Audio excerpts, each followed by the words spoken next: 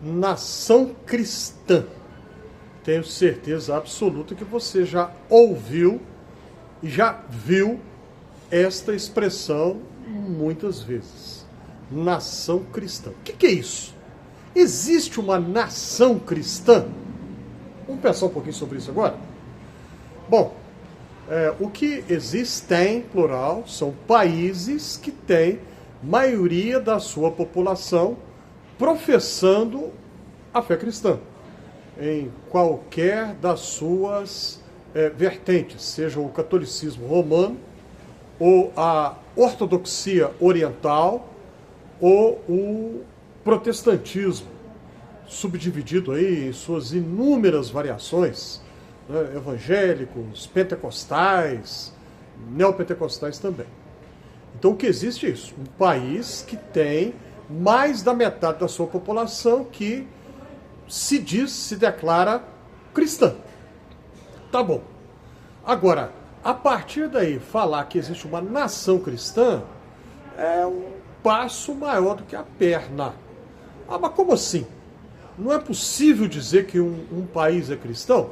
Bom, entre aspas, a gente pode dizer isso. Entre muitas aspas. Nós podemos dizer, por exemplo, o Brasil é um país cristão. Por quê? O critério simples, digamos assim, que eu acabei de mencionar. Mais da metade da população do país se diz cristã. Tá bom, mas uma nação cristã é outra coisa. E eu tenho observado que muitas pessoas têm usado essa expressão porque querem fazer do Brasil como se fosse o Israel dos tempos do Antigo Testamento. E isso não dá, não tem como. É impossível. No Antigo Testamento nós encontramos a nação de Israel, né, sua longa história de séculos e séculos, na verdade milhares de anos, né, em fases diferentes, momentos diferentes.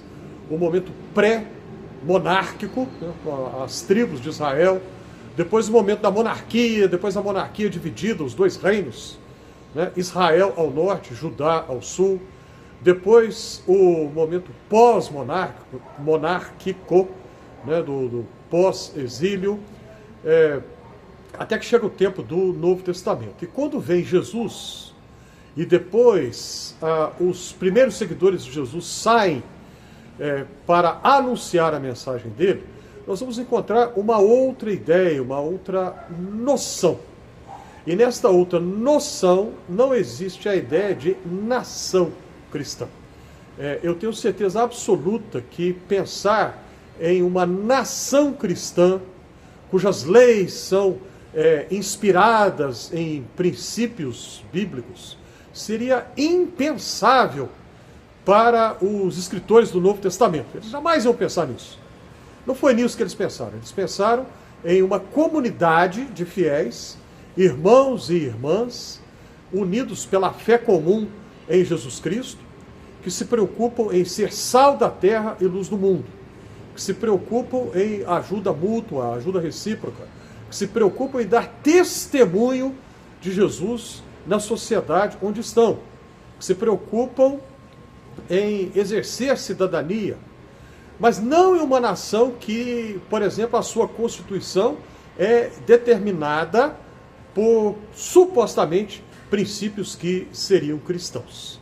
Há alguns que defendem isso, né? Tem uma tese aí, uma teoria teológica, né, chamada reconstrucionismo, que propõe a ideia que as leis constitucionais de qualquer país sejam inspiradas nas leis lá do Antigo Testamento, na lei mosaica.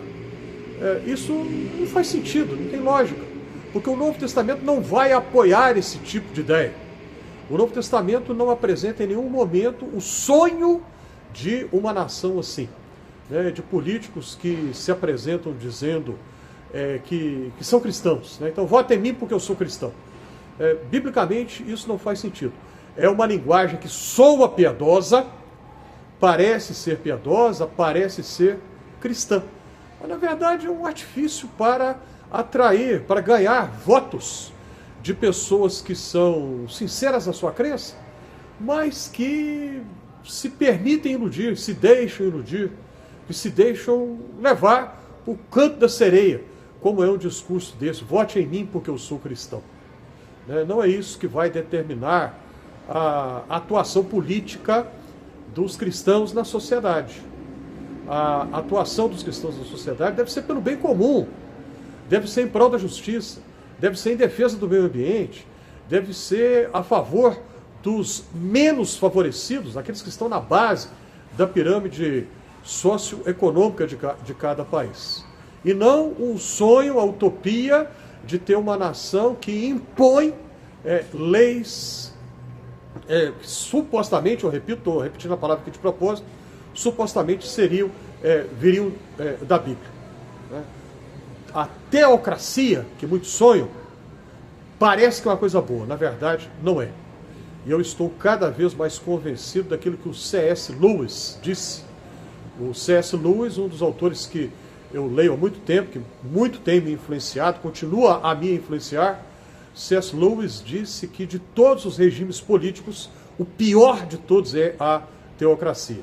Ele escreveu isso na década de 50, quer dizer, o mundo, poucos anos antes, havia saído da Segunda Guerra Mundial, e era o tempo da Guerra Fria, a então União Soviética de um lado, os Estados Unidos do outro, e o temor que houvesse uma revolução comunista que ia tomar o mundo inteiro.